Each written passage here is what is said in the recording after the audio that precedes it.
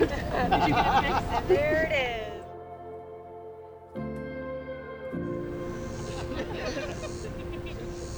Uh,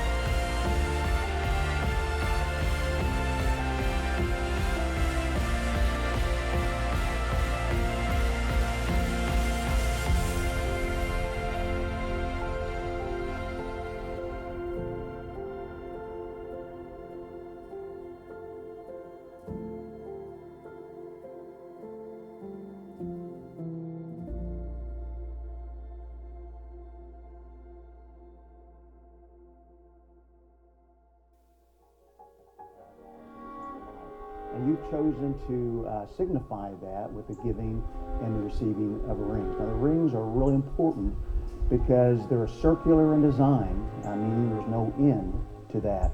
And the objective of that is every time you look down at that ring, you're going to remember this moment and the promises that you have made to each other to serve as a constant reminder of that love and honoring and cherishing moment that you have pledged to each other.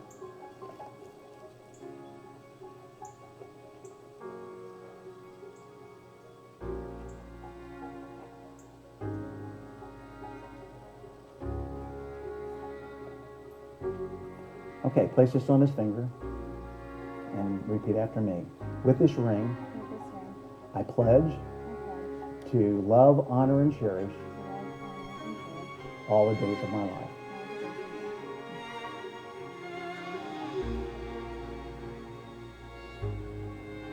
Okay, place that on your finger.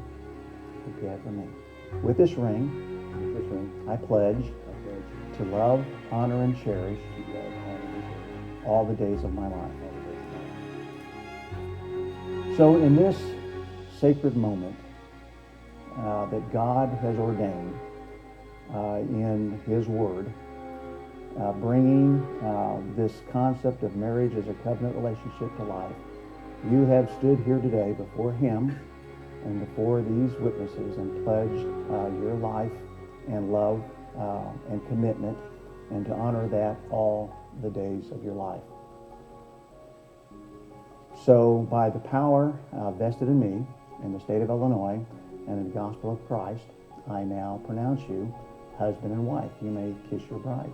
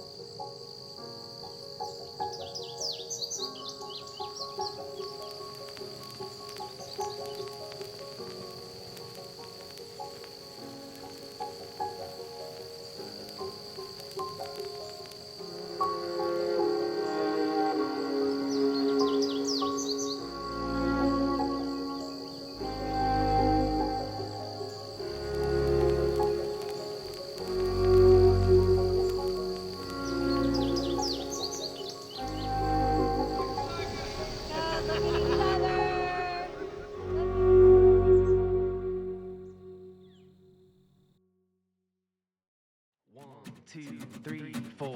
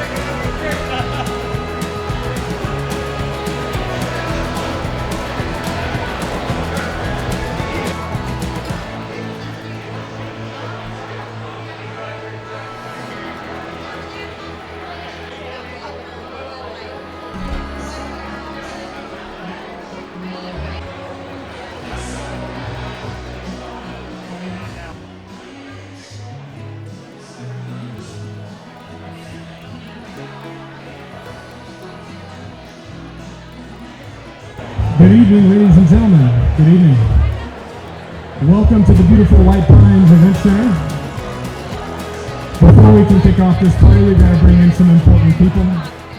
If you would, help me welcome them. Coming in first, bridesmaid and groomsmen Ryan, Chelsea, and Justin.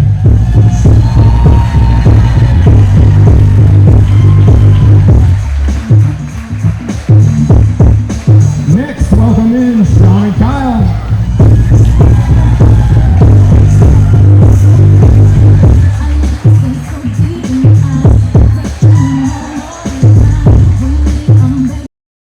Coming in next, Danielle and Curtis.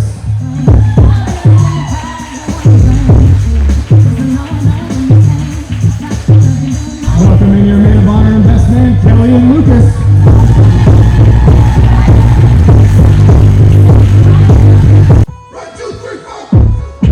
Everybody get on your feet. Welcome in the new Mr. and Mrs. Brock Steele.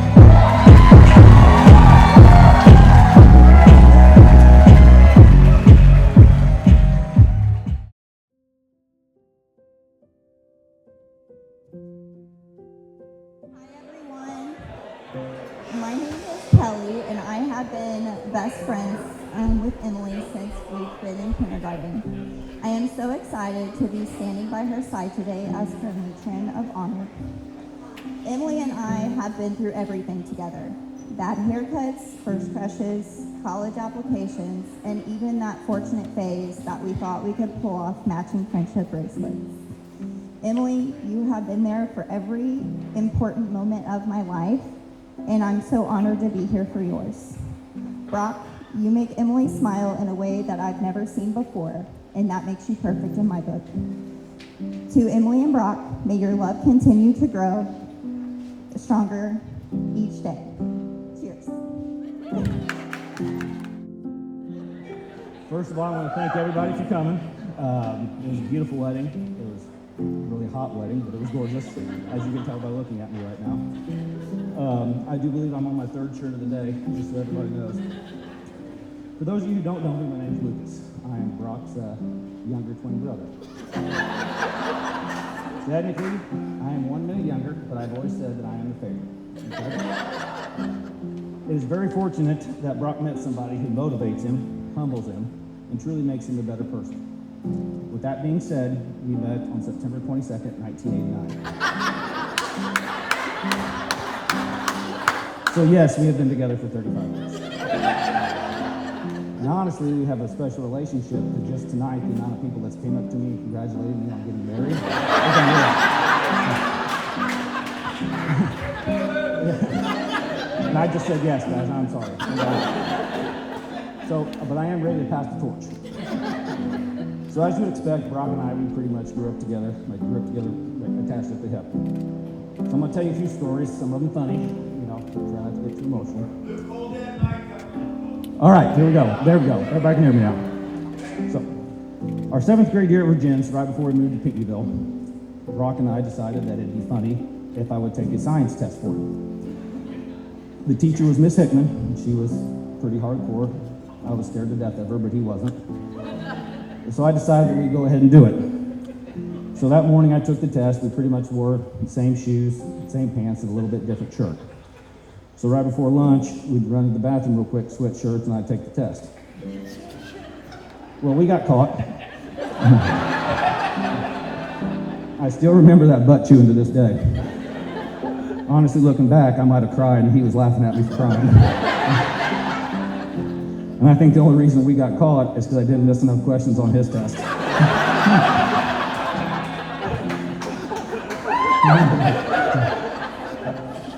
So we moved to Pinckneyville, and they tried to separate us into different classes. They wanted us to develop individual personalities. I told Brock it's like they were trying to divorce us. So you can all imagine how that went. It didn't happen. So high school came, and we developed different friends, started doing different things. But I had this English bulldog when I was in high school. His name was Floppy. He absolutely did not like Brock, but he loved Brock's room. I don't know if it's the deer heads mounted on the wall or the duck heads, but he loved my brother's brown comforter. So every time Brock would tick me off, I'd just open that door a little bit and the dog would mosey on in there and just do something besides going number one. So that always made him real mad. So before I go on to Emily, I will say my brother is always thinking about the future. Okay? So my wife and I, we went and got married on a destination wedding. So both my family and her family were about ready to get on the plane. And Brock came up to me and said, "Hey, Luke, should I catch the next plane? Because if this plane goes down, there's going to be a bunch of farm ground, and somebody's got to farm it."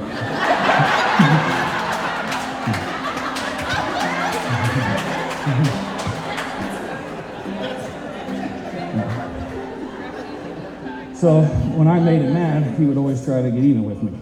So right when I moved back, we were at this wedding reception. I don't even know what I did, but I made him mad. So this random guy comes up to him and says, "Hey, Doc, I got this toothache. It's killing me." And Brock said, "Monday morning, 7:15. I don't start till 8 o'clock. So moving on to Emily. Emily, for the first time I met you, you were truly polite, and I could tell you were a genuine person, which made me think this is going to last about 3 months. And she proved me wrong. Emily, you know what it's like to be around a farmer, and truthfully, that's great for this relationship. You know he can be moody. You know he has the attention span of a golden retriever puppy, unless you ask him on what to spray to kill weeds. Then you would get to hear about thick leaves and thin leaves, broad leaves and short and tall weeds. You get to hear about weeds look like the tails of animals, and weeds that Agent Orange still wouldn't kill. And all I wanted to know was how to kill weeds. So finally, you also know that he's got this mystical obsession with checking the weather and talking about rain as well. So finally, this is both a happy and sad day for me. Emily, you've become more to our family than just Brock's wife. You're wonderful with my kids. You're one of the finest people I know. And honestly, you compliment Brock in all the areas that he needs help with. But also, I said this is a sad day. I know some of you are thinking it's like, oh man, he thinks he's losing his best friend. That's not the case, because it's going to take a heck of a lot more to get him away from me than that. It's a sad day because me and my dad were once talking, and he said if Brock didn't marry Emily, I'd get to inherit everything. So thanks. So I would like to make a toast to Brock and Emily. We wish you all the best of life with love and laughter, and as your brother and as your friend, we love you both, and I'm excited to see what life has in store.